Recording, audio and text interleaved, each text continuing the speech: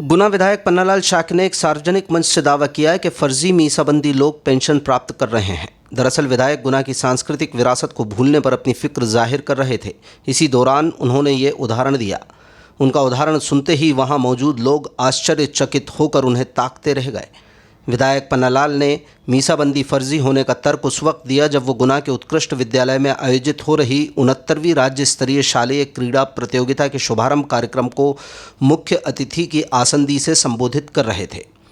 पन्नालाल शाक्य का कहना था कि इस कार्यक्रम के मंच से प्रतिभागियों ने पंजाब का भांगड़ा और आदिवासी संस्कृति का नृत्य प्रस्तुत किया है। इसमें कोई बुराई नहीं है, लेकिन दुख इस बात का है कि राजस्थान, बुंदेलखंड, मालवा और चंबल की मिश्रित संस्कृतियों का धनी होने के बावजूद गुना ज़िले की संस्कृति को प्रमोट नहीं किया गया। अगर मंच से गुना की संस्कृति और धरोहरों का प्रदर्शन किया जाता है तो राज्य स्तरीय प्रतियोगिता में भाग लेने आए बच्चों को शहर के इतिहास और वर्तमान से भी परिचित कराया जा सकता था। उन्होंने कहा कि माता पिता बच्चों को पंजाब के बारे में तो बता रहे हैं, लेकिन भगत सिंह का फ़ोटो नहीं लगा रहे। आदिवासियों के बारे में तो बताया जा रहा है, लेकिन बिरसा मुंडा का फ़ोटो लगाने में शर्म आती है। खिलाड़ियों और शहरवासियों से मुखातिब हुए पन्नालाल शाक्य ने कई ऐसी बातों का भी जिक्र किया जिसका कार्यक्रम के अलावा विषय था। उन्होंने अमेरिका और चीन का हवाला देते हुए 18 से 30 साल आयु के लोगों से आह्वान किया कि वो सेना की ट्रेनिंग ज़रूर लें।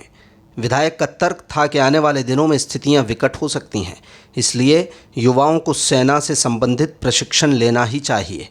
देशभक्ति से जुड़े मुद्दे पर बोलते हुए पन्नालाल शाक्य ने यूट्यूबर ज्योति मल्होत्रा का उदाहरण देते हुए कहा कि उनसे न सीखें, बल्कि ऐसे लोगों से सीखें जो देश के लिए खेलते हैं, देश के लिए नौकरी करते हैं और देश के लिए असली प्रेरणा स्रोत हैं। उन्होंने खिलाड़ियों से आह्वान किया कि वो इस प्रतियोगिता में भाग लें और कुछ सीखें, केवल मनोरंजन करने के लिए सहभागिता न करें। स्थिति बहुत विकट होती जा रही है, ध्यान रखना आप, इसको हल्के में मत लेना। अमेरिका ने घुटने टेक दिए हैं, चीन अपन से आंखें तरेरता है। इस घटनाक्रम को हल्के में मत लेना, मत लेना। आने वाले समय में कौन सी परिस्थिति बन जाएगी, इसलिए मैं यहाँ जो भी सुनने वाले उन सबसे निवेदन करूंगा कि अपने अपने घरों में, अपनी चर्चा में ये विषय रखें कि 18 से 30 वर्ष के लोग सबके सब मिलिट्री ट्रेनिंग लेना प्रारंभ कर दें। मिलिट्री ट्रेनिंग लेना प्रारंभ कर दें, ताकत होगी, शक्ति होगी, तो इन दुष्टों से, इन राक्षसों से हम बचेंगे। अन्यथा ऐसे ही छेद होते रहेंगे। जैसे यहाँ हमने भागना प्रस्तुत कर दिया, उधर से आदिवासी का नाटक नृत्य प्रस्तुत कर दिया, और हमारा अपना जहाँ का कुछ है कि नहीं, इस तरह हम लोग नहीं गौर नहीं किया हमने। ये चिंता का विषय है। अब इसमें क्या क्या करना चाहिए। तो रावगढ़ के बगल में एक रामनगर नाम का स्थान है, या कभी राजा विक्रमादित्य ने अपना स्थान बनाया था। चाटोड़ा में च्यवनप्राश ऋषि का आश्रम है, जहाँ उन्होंने उस च्यवनप्राश की औषधि को खोज की थी। अपने ये बीस पूजा में कभी राजा कर्ण ने तपस्या की थी। अरे ये सब बताओ ना भाई, तुम पंजाब को बता रहे हो, लेकिन भगत सिंह का फोटो घर में नहीं लगाते। आदिवासियों को बता रहे हो, बिरसा मुंडा का फोटो बताने में तुमको शर्म आती है। तो ये क्या करने जा रहे हैं हम भाई। खेल तो बहुत अच्छी बात है, आपने बहुत अच्छा खेल, मेरी बहुत बहुत शुभकामनाएं, लेकिन राष्ट्रीय खेल दिवस इन 70 वर्षों में ही स्वीकार हुआ है। आज जो घोषित हुआ है ये अपने ध्यानचंद जी के जन्मदिन का, आप देख रहे, इसके पहले क्यों नहीं हुआ।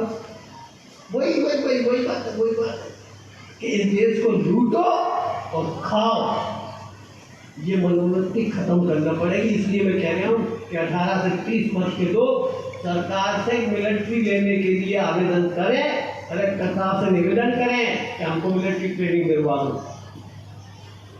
वहाँ पे तो सब कुछ हो जाएगा, फौज लगी हुई है, लेकिन अंदर कैसे रोकोगे आप। अपने यही वोट दोगे ज्योति मल्होत्रा जैसे। और सबके सब विदेश समझा जाए तो उसने अपने संवेदनशील स्थान को नक्शे भेजे उसने हमारी प्रेरणा का केंद्र खेल विधा में हमारे देश के ही खिलाड़ी होना चाहिए। बाहर के खिलाड़ियों को प्रेरणा स्रोत मत बनाना, नहीं तो हमारा इस देश के विषय हम कुछ सोच ही नहीं पाएंगे, बिल्कुल नहीं सोच पाएंगे। हम खेल है तो भारत के लिए खेल है, नौकरी करें तो भारत के लिए करें, व्यवसाय करें तो भारत के लिए करें, खेती करें तो भारत के लिए करें। और अगर ये नहीं कर सकते तो हम अपने आप में सुधार करें कि हम जो भी करेंगे वो भारत के लिए करेंगे। अगर इतना कर पाए और हमारे इस 69वें राज्य स्तरीय साले जूडो एवं बॉक्सिंग प्रतियोगिता में हमने जो भाग लिया है उसमें से कुछ न कुछ लेके जाना, मनोरंजन मत करना। यहाँ से सरकार और समाज आपके ऊपर वैसे ही नहीं खर्च कर रही है, केवल इस उम्मीद से खर्च कर रही है कि कोई ना कोई तो पदक लेके आएगा, कोई ना कोई तो देश से नाम पूछा करेगा। अगर ये हम तय करके जाएंगे तो हमारा आना यहाँ बहुत सार्थक होगा। भाषणों का एक लंबा दौर चल गया है, सबने बोला है, सबको अजीर्ण न हो जाए, इसलिए बोलने का मौका मिला। बहुत बहुत धन्यवाद।